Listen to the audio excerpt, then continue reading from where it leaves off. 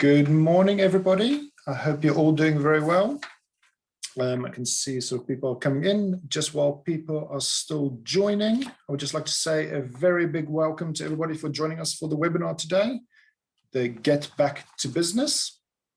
My name is Andre, and I am the practice manager here at Rowden's Chartered Accountants, and I will be your moderator for today. Also, I would also like to join. I would also like to mention Vicky Meadows-Smith from the Chichester Chamber of Commerce and Industry, who is joining us in the webinar today as well. And then for those of you who are not familiar with the webinar environment, these are the Zoom settings at the bottom here. And just to take a little bit of a closer look at those, if you need to go and select or test your audio, please go and do that through the audio settings button that is there. If you need to leave any questions for us or you have any questions for us, please submit those through the Q&A section, and we'll go and look at those a little bit later on in the webinar. And then if you need to leave the meeting at any point in time, just click on the Leave Meeting button that is there. Now, just very quickly, with a lot of things there, just to let you quickly introduce our presenter there for today. Welcome to Penny Rowden. Good morning, everyone, and thank you very much, Andre, for doing the moderation for us today, and thank you everyone for joining us. Got a lot of slides to get through, so we'll crack on. Before we start, I just wanted to reflect on the situation we find ourselves in. Some people will have had an absolute ball through lockdown, bizarrely, certainly in terms of business. But for many of us, we'll be facing a potential loss of our business, our livelihoods, and even our homes. Some of us will be feeling anxious, depressed, scared, and apprehensive. Success in 2021 is likely to look very different to how we may have defined success at the beginning of 2020. Equally, failure is important to embrace too. We like to call our failures learnings, as we learn the most when we fail. What is important, oh, sorry, I've just gone back one, I didn't mean to do that. What is important is that we're all in this together and we will come through it together. In the words of JFK, a rising tide lifts all boats. The more we all support each other, the better we will all do. We're here to offer you that support and want to help. So before we get stuck in, I just want to throw in our usual disclaimer that the information in this educational webinar is general in nature and no substitute for tailored advice specific to your particular circumstances. So if you do want that, then do get in touch with either us or whatever professional you're using to help you with your exact circumstances. Today, we're going to look at some of the challenges you might be faced with and the mindsets you'll need to overcome them. We're then going to help you focus on what you can control, in particular key areas of your business that will help you mitigate risk and get the best outcomes for your business, including your product or service mix, marketing and communication, human resources, finance, and how you can plan to get your business on the best footing for 2021 and beyond. I'd like to acknowledge that the last year has obviously been extremely challenging. For some of you, the biggest challenge you face is whether your business will even survive. I hope that by the end of this webinar, you will feel confident about the steps you can take to give your business the best chance of survival and even growth. The needs for every business right now will be different, but there are likely to be some common themes and challenges we can use to form key goals for the next year. The types of challenges you might be facing include the new break-even level you need to achieve, the changes you need to make to your product or service mix, the HR changes you might need to make, for example, hiring new team members or outsourcing tasks, the government support that may be available to help you get back to business. Our tax support service, Kroner I, have produced a handy guide to support in getting back to business. It's on our Facebook community, but let us know if you'd like a copy. how you can get better deals with suppliers when they're also suffering, and how to prepare for another lockdown. Overcoming these challenges might not be easy. If it was, you'd probably have done it by now. So it's key to set aside time to work on your business and develop your strategy for getting back to business. One of the first steps you can take is to develop or update your risk register to help you profile your risks and establish your focus. Your risk register should identify the risks within each department in the business and evaluate the likelihood of the risk eventuating and the consequences for your business if it does eventuate. By allocating a score out of 5 for each, you can multiply them to establish an overall risk rating, highlighting the most significant risks for you to focus on. If your business doesn't have a risk register, we have a template we can give you.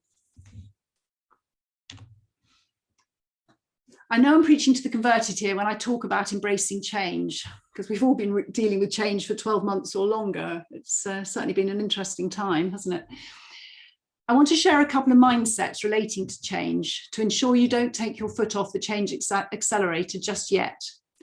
I'm sure you've all heard of Einstein's famous definition of insanity, doing the same thing over again and expecting a different result. Now is clearly the time to do some things differently.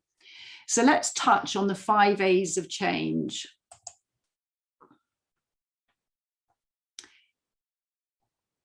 The first step is awareness. That's interesting. I don't think, let me just click. Does that click? Oh, there we go. The first step is awareness that change is needed and that without change, your business is going to be impacted. Are you aware of all the necessary changes? Probably not. We don't know what we don't know, right? Hopefully by the end of today's webinar, you'll be a bit clearer on some of the changes you need to implement. Second A of change is acceptance. To get back to business, we must accept that we all need to make changes. The next is action. Without action, there will be no change. We must determine the actions we need to take as part of a plan to getting back to business. If you're anything like me, awareness, acceptance, and action is not going to be enough, though.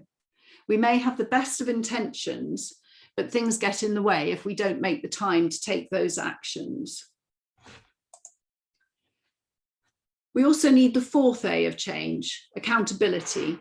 We need someone independent to check in with us to keep our plan up to date and make sure we act. The 5th A of change is most likely the most important, acknowledgement. Change is not easy, so if we acknowledge and celebrate the changes we're making, no matter how big or small they are, it's more likely we'll maintain the actions and changes in the future. The next mindset that will help us keep the change accelerator on is the results mindset. We know that we can't keep doing what we've always done if we want different results. So how do we ensure we get the results that we want? First, we have to decide what we're going to do. We need to distill our thoughts, ideas, and plans into 4 to 5 key goals for the year. Any more than that, and we run the risk of overwhelm. Then for each of those goals, we need to break them down into actions we need to take to ensure we achieve them. These goals and actions form the basis of our new plan. Then remembering the 4th A of change, unless we have some accountability, it's likely that other things will get in the way and the plan won't become a reality. Having someone independent hold you to account will make sure the plan is actioned. These 3 components are essential to achieving your desired results. In other words, the power of your plan is in its implementation. I found an answer. It's displayed on your iPhone. Oh, sorry about that.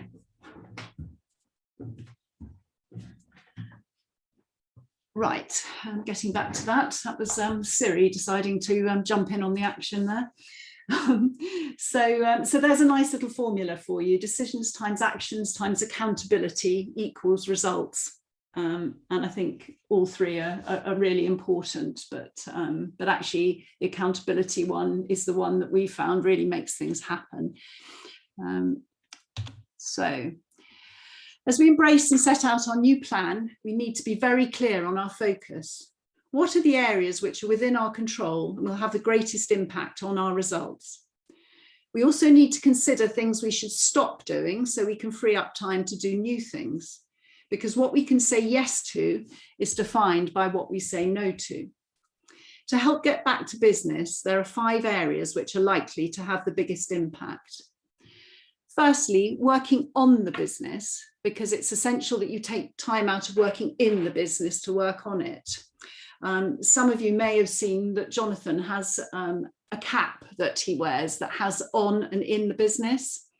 And the one that says in the business, the peak is at the back, so that he's looking sort of more like a workman, really. And then the one where he's working on the business, the on is at the front, where he's got the cap on, perhaps in a more normal fashion. And it's a great visual representation of being on and in the business. We use it quite a lot in networking, etc. So it's a really good thing to have.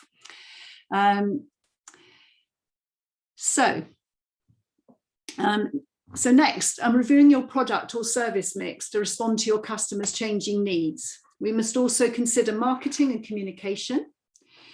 Do you have a plan for communicating that you're back in business? Can you attract a different sector of the market? Then what human resources are needed? What are your resourcing gaps? Do you need to recruit new team members? Are you over-resourced in any area? All good things to have a look at. Lastly, we'll look at finance, profitability, and cash flow. This is about your personal budget as well as your business budget. What changes do you need to make to your budgets? What bank and government support do you need? And of course, what's available? We'll go into these areas in more detail now. There are lots of cliches about working on the business, but what does it actually mean? Working on your business is when you take time out of your day-to-day role and focus on planning. It's so easy to get bogged down in daily tasks and forget to concentrate on what you want your future to look like. Without a plan, you don't have a clear understanding of what you want to achieve. And once you've set that plan, you need to review and update it regularly. Your best efforts setting the plan today aren't worth anything if you never look at it again. So if you need to set aside time to document your plan and then regularly set aside time to ensure you're on track. Okay, now, just speaking from experience, because Jonathan and I run a business, it's an accountancy business, but it's still a business just the same. And it is so difficult to make that time to do that. So, we totally understand that everyone else finds it difficult too. But my goodness, when you do make that time and you do set a business plan, things start to sort of become much clearer and in focus as well. So well worth doing.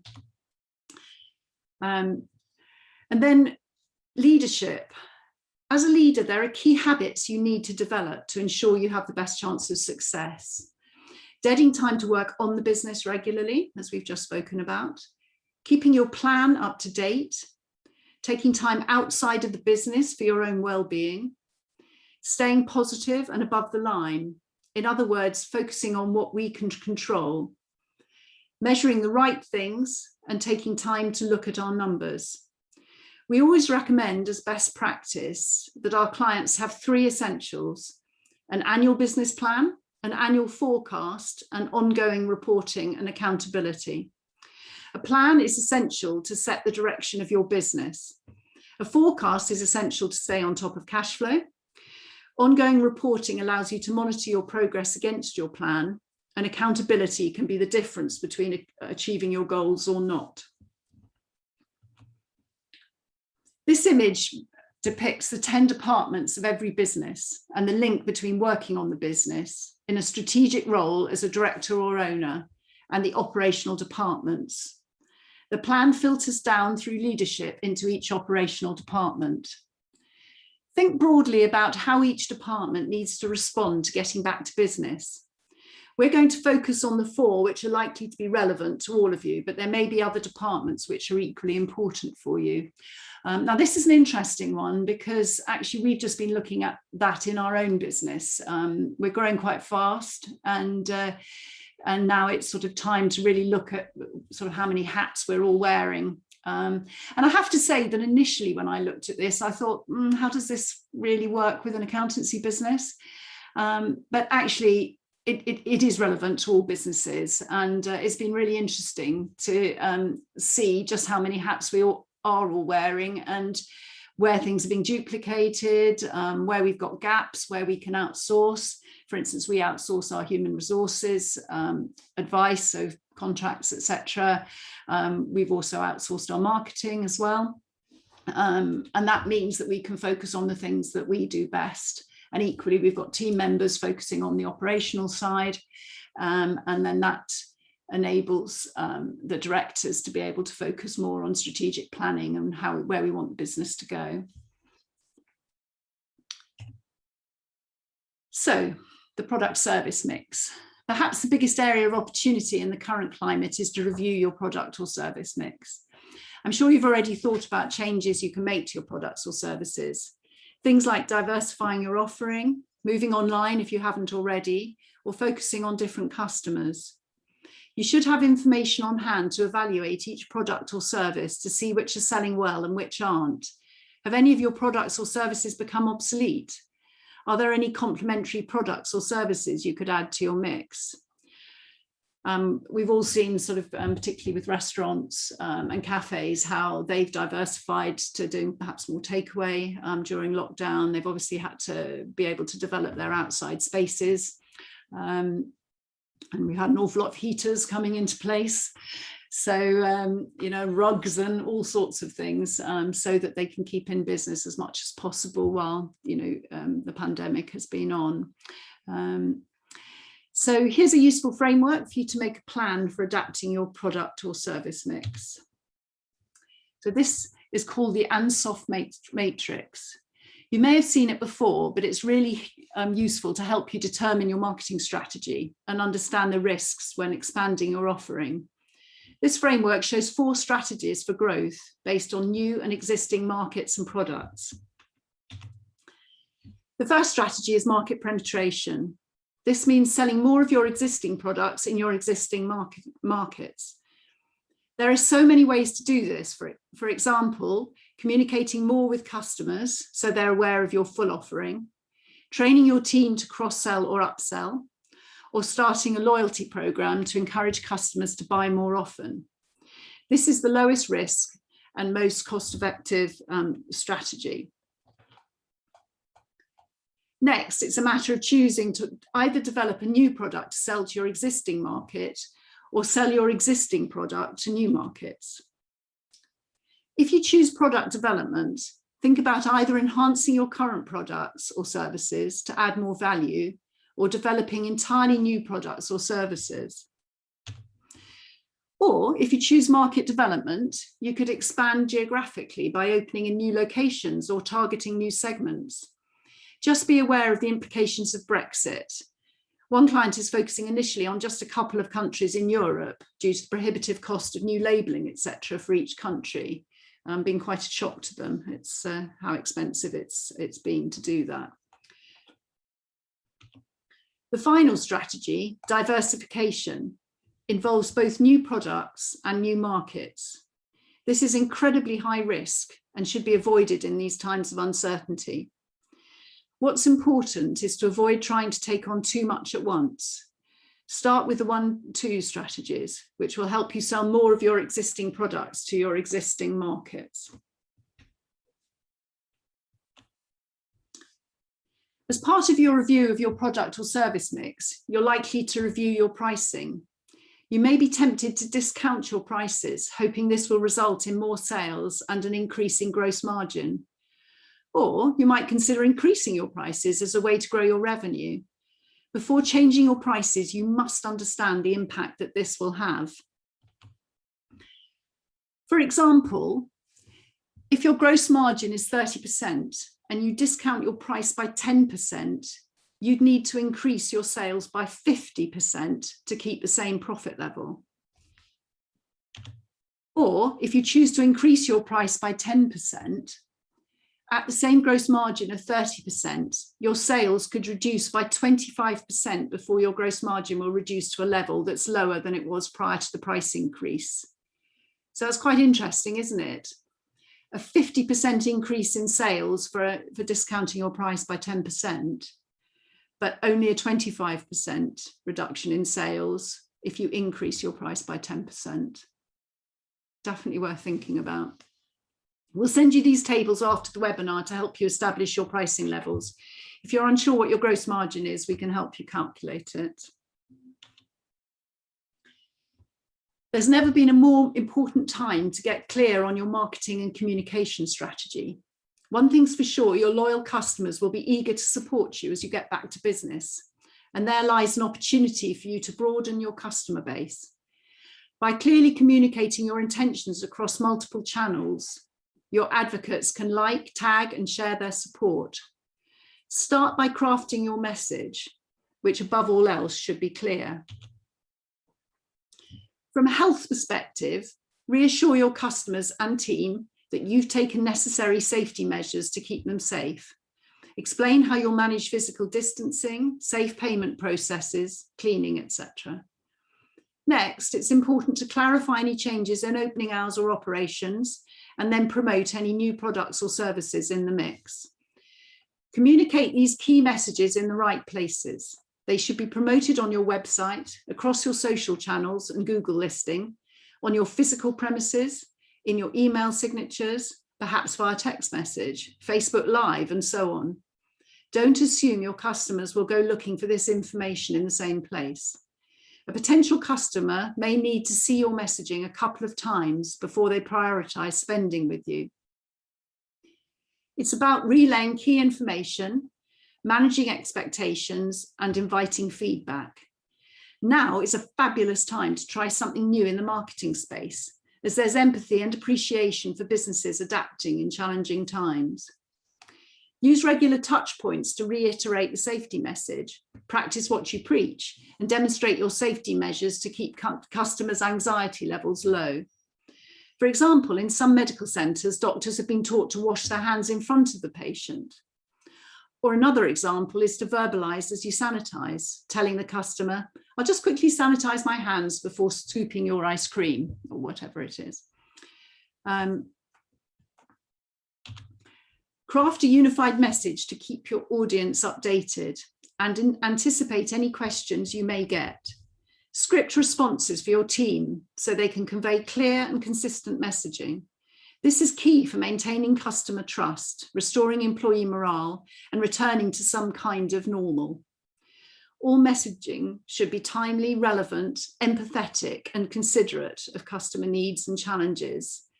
I think one of the things we've found in this period is that people they've had a tough time, they are stressed, and so I think it's very important to understand that if people are a bit short or difficult or whatever, that there is probably quite a backstory going on there. So I think we all do need to be very empathetic to our customers and our clients. Once you're clear on your messaging, it's time to document your plan for getting the message across. Get back to basics. Consider who your most profitable customers are and how you'll target them. What specific marketing personas do you want your marketing to speak to? Create a clear plan to deliver visually engaging content across your marketing channels to promote awareness of your offering. Consider ways to get your communications to stand out above the noise. Get creative and consider new promotions. Perhaps it's time to celebrate customers who are loyal to you during the crisis, or deliver co-marketing with other non-competing businesses. Whatever your strategy, stick to your brand values, put yourself in your customers' shoes, and make it easy for them to do business with you. Seek to enjoy some quick wins. Marketing is about momentum, which starts with a few simple activities. HR is another hugely important consideration. Your plan should assess your current HR needs. Can you afford to keep all of the existing team on board? With your change product or service mix, do you need to recruit more people? You'll need to clarify your desired structure before looking for new employees. You should shape new roles based on what the business needs, rather than attempting to shape existing people into new roles. Having the wrong person in a role can be very damaging in the long run, both for them and your business. Assessing your HR needs within each of the 10 departments in your business that we showed you before is a great way to future-proof your organisation structure.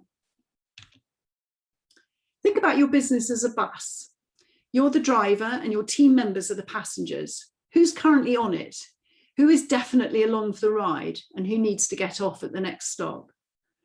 Perhaps your bus was a double-decker or a combi van, but needs to be downgraded to a mini in order to survive. Apart from being the driver, are there any other responsibilities you should take on? In other words, you may find that with reduced sales or a change in your product mix, you might have capacity to put back on some of the hats you've previously taken off. For example, you may be able to take on the role of salesperson instead of employing someone full-time. Or maybe you could outsource your marketing department instead of having in-house resources. You may have already reduced the size of your team significantly and now need to recruit to keep the business moving. There may be government support available to help with us, like the apprentice grant scheme and that sort of thing.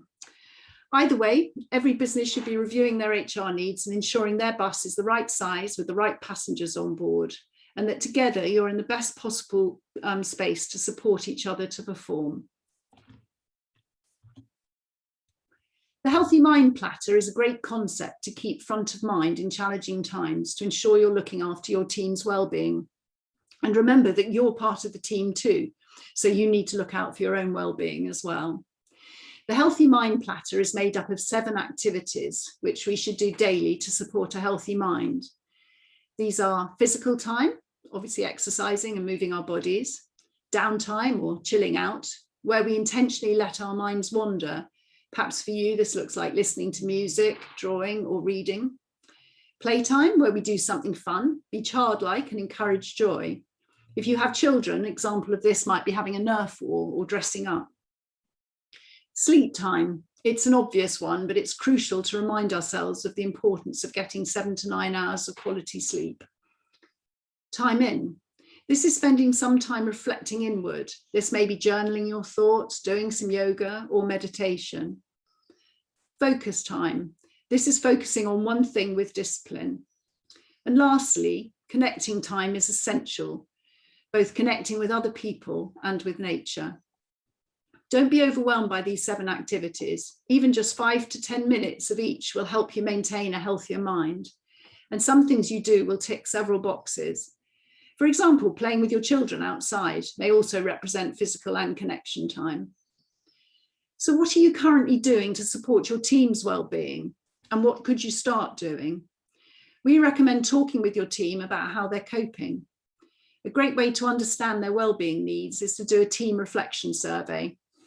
We have a template for this, which we're happy to share with you. By reflecting on their experiences over the last 12 months, you'll be better equipped to support them and ensure they're in the right frame of mind to be productive. All of what we talked about so far will then have an impact on your finance, profitability, and cash flow. It's important to get the order right here. Start off with your personal circumstances and determine your personal budget for the next 12 months. We're very proud to have signed up to the Life-Centered Accountants Manifesto, which recognises that for our clients, their businesses are generally the mechanism that will fund their personal life goals, whether those are creating wealth, spending it, early retirement, or more time spent with the family, or whatever is important to them. Once you've done your personal budget, you'll then want to do your business budget and see if your personal budget is achievable, given the business's cash flow and profit forecast. Let's look at these aspects in more detail. Excuse me. The first step in improving cash flow and reducing the stress and strain on your business is to review your personal budget. What different spending habits have you adopted recently that should carry on? What old habits or costs can you eliminate? We have a great personal budgeting template that we can share with you. Then you'll update your business budget. This is a more complicated exercise as it pulls together the different scenarios you're planning. For example, if you're going to introduce new biz products or services, you need to project as best you can what the predicted sales and costs will be. Different marketing and communications decisions will also have an impact on business cash flow, as will your HR decisions.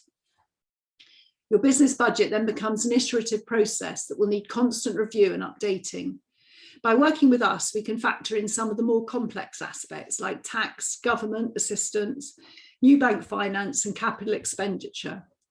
We can also help you with managing your cash flow.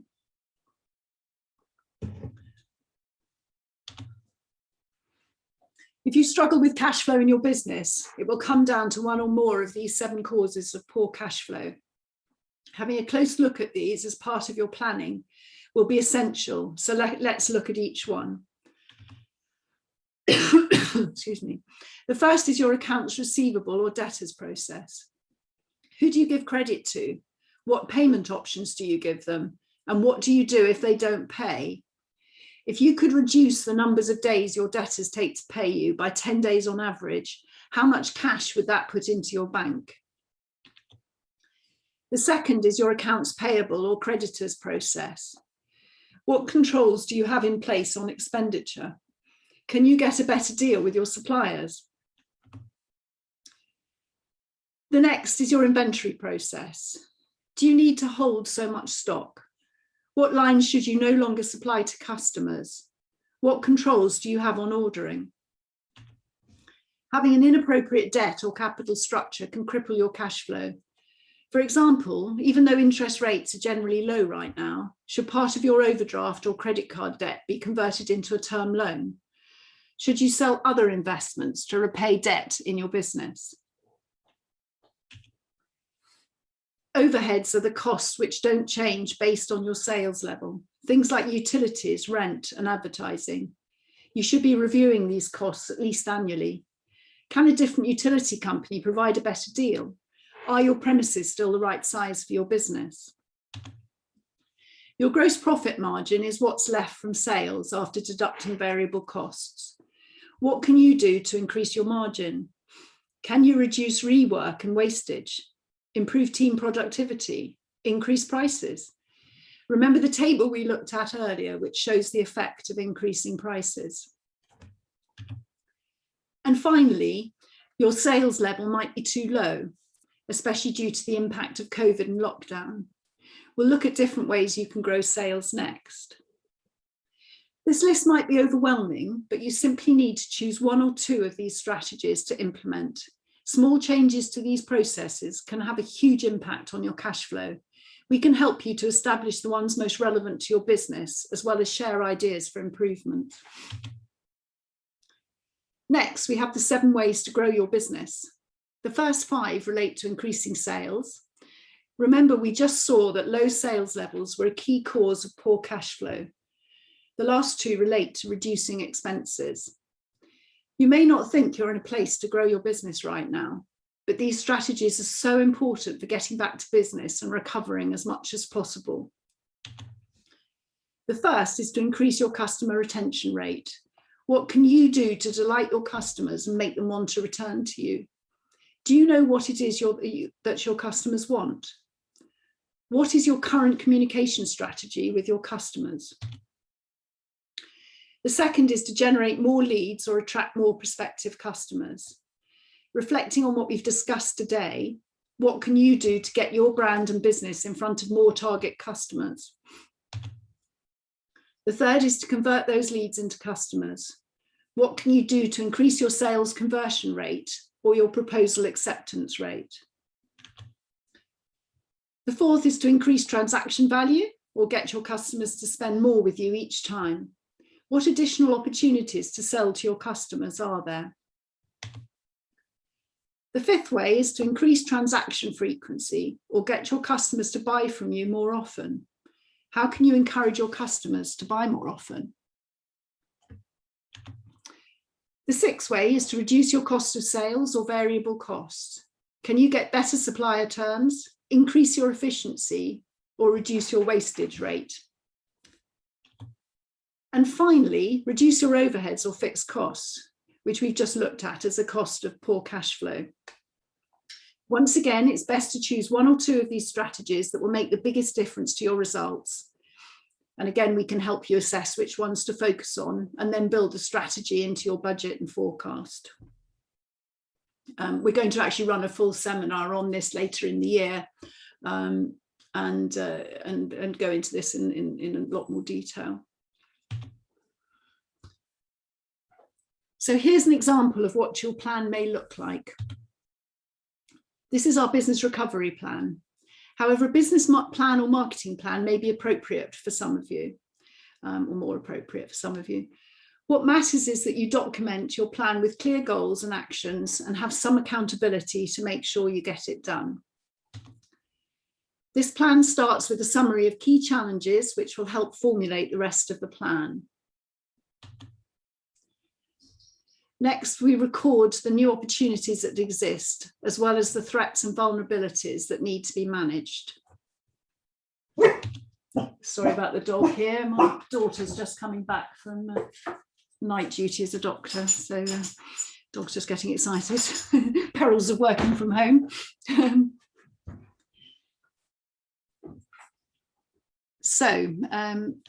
Then we have our most critical KPIs to achieve and the five most important habits to maintain to ensure our business recovers. And then we have a summary of our personal spending, role and hours of work for the current year and what we want this to look like in 3 years, as well as a summary of the new finance we need, including government support we could access. It's just going through all the different roles there. So I'm just going to go back once more, sorry. And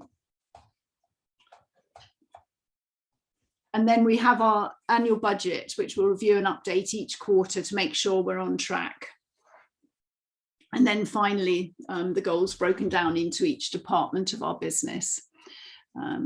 So for each department, we've identified what we must do differently, set an annual goal, which we've broken down into 90-day goals, and then identified the actions required to achieve those goals. We've allocated a person responsible for those actions and set a date they need to be completed by. So our goals all relate to the challenges, opportunities, vulnerabilities, threats, and habits we identified in the plan. What's really important here is to avoid doing nothing.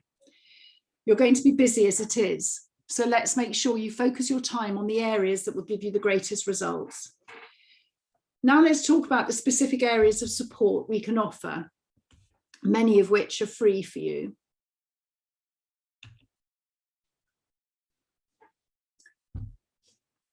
So we've got various options here and quite a few free resources that we can give you. So we have the risk register, which is free, and personal budget as well, which we can give you, the back to business action list. And then we have a business recovery planning session, which effectively is a 4-hour planning session where we can really sort of go through with you what your goals and your sort of personal goals, your business goals, etc., and then help you develop either a business recovery plan or a business plan, depending on which is sort of more beneficial to you. Business recovery plan tends to be more a moment in time, and then we can also help you look at finance and look at sort of loan applications and that sort of thing. And the business plan tends to be more of a long-term thing, looking at the next 12 months and out to the next 3 years as well. We also can, well, so really with the business plan, we recommend that we then couple that with quarterly meetings to make sure that you have accountability to that. And when we do that, then there isn't an ongoing monthly charge for that, but we can talk about that. And then also we can, you know, have a complimentary meeting for any of you that that want to have a chat either about this in more detail, or if you're not a client of Rowden's, you know, actually if you want to have a chat with us about what we can offer in our services normally as well. So, and then we'll also send you the pricing change impact resource with the tables that we showed earlier in the webinar. So if you'd like any of those other services, do let us know in your feedback. When you exit the webinar, there'll be a feedback form that you can fill in. So we offer a range of planning services that reflect the different needs of the business owners. But one thing's for sure, you really should have a documented plan, and we can kind of help you to do that. So that comes to the end of the presentation. So if anybody has any questions, do pop them in the Q&A box. And Andre, I'll pass over to you. Fantastic. Thank you very much, Penny.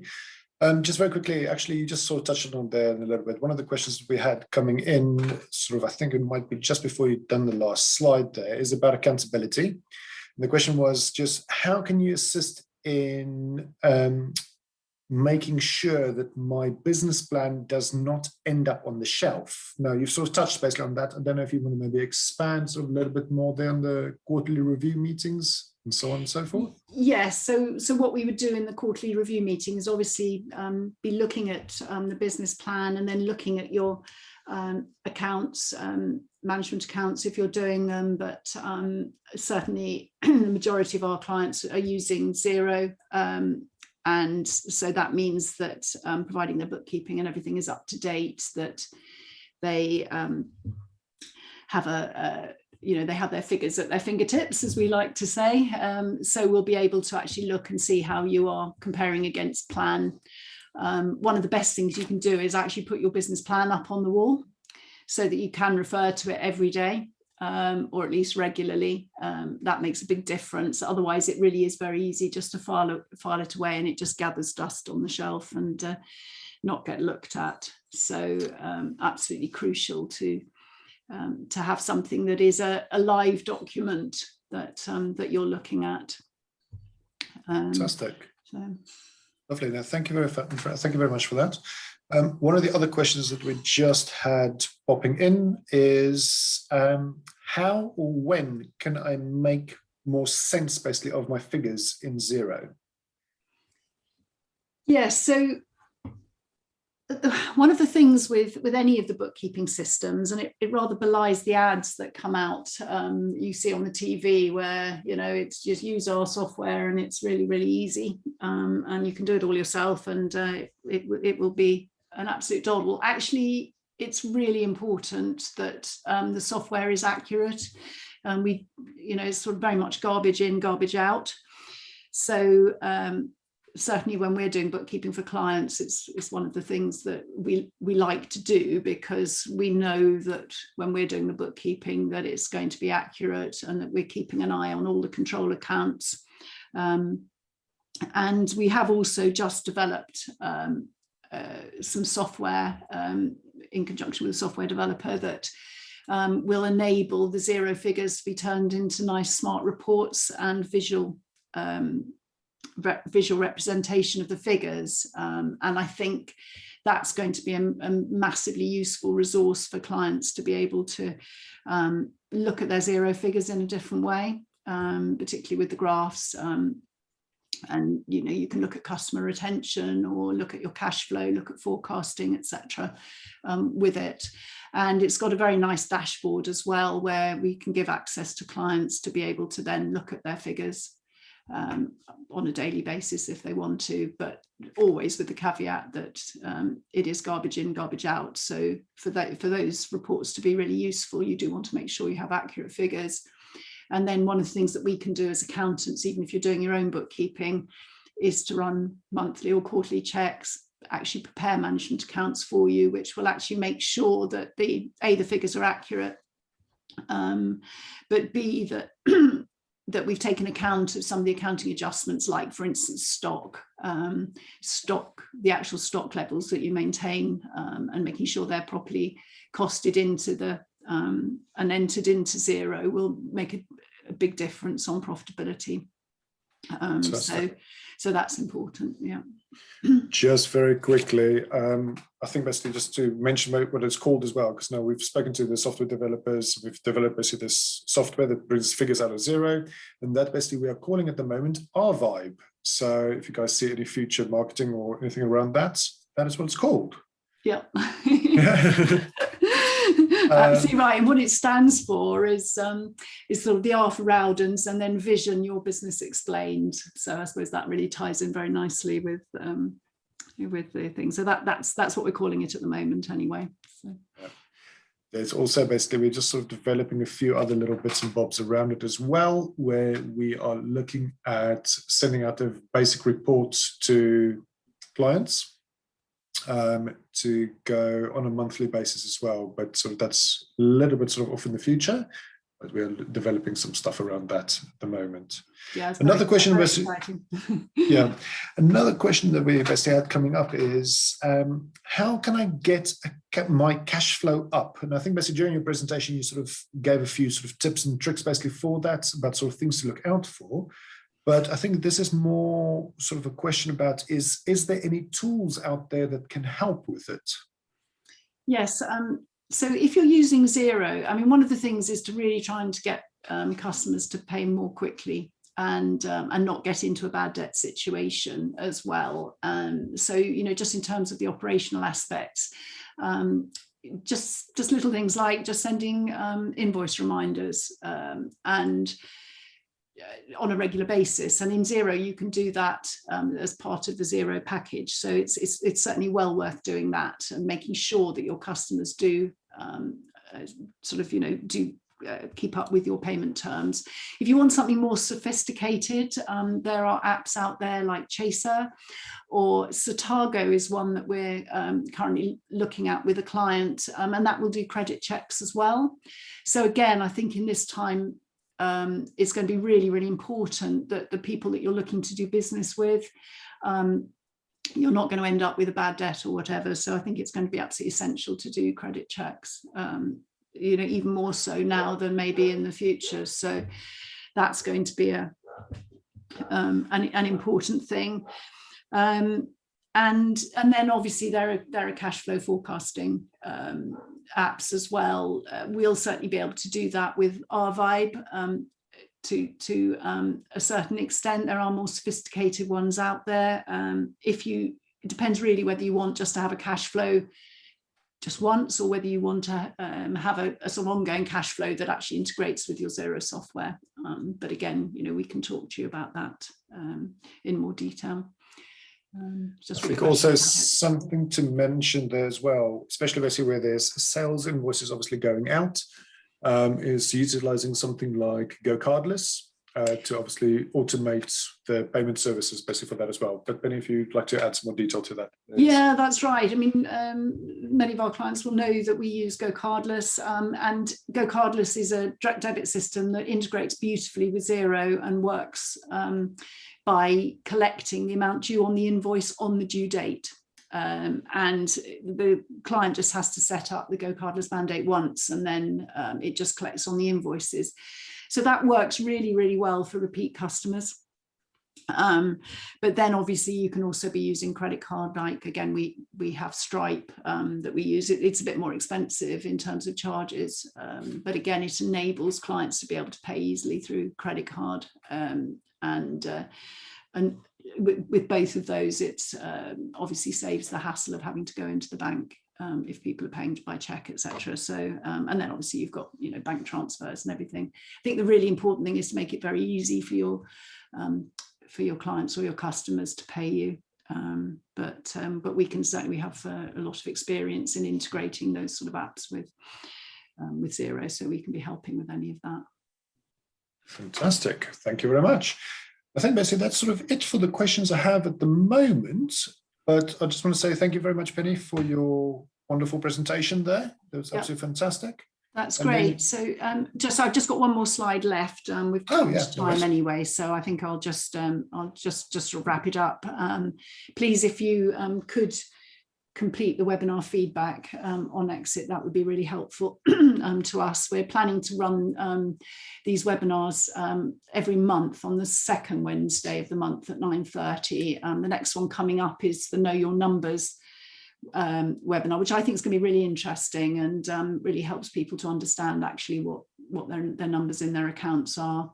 And then after that, we're planning to run one on reclaiming your time, and then 7 ways to grow your business, and take it from there. So that's, you know, it's an exciting sort of thing that we're going to be doing now in future, to start to try and share some of this knowledge with our clients. So just final slide, parting thought. The most successful people see adversity not as a stumbling block, but as a stepping stone to greatness. So make a plan today for how to overcome the changes and challenges you're facing. Commit to at least 3 actions you will take as a result of today's webinar. Write them down, give them each an owner and a completion date. Remember, if you need our support, we are here for you. Okay, thanks very much, everyone, and thank you.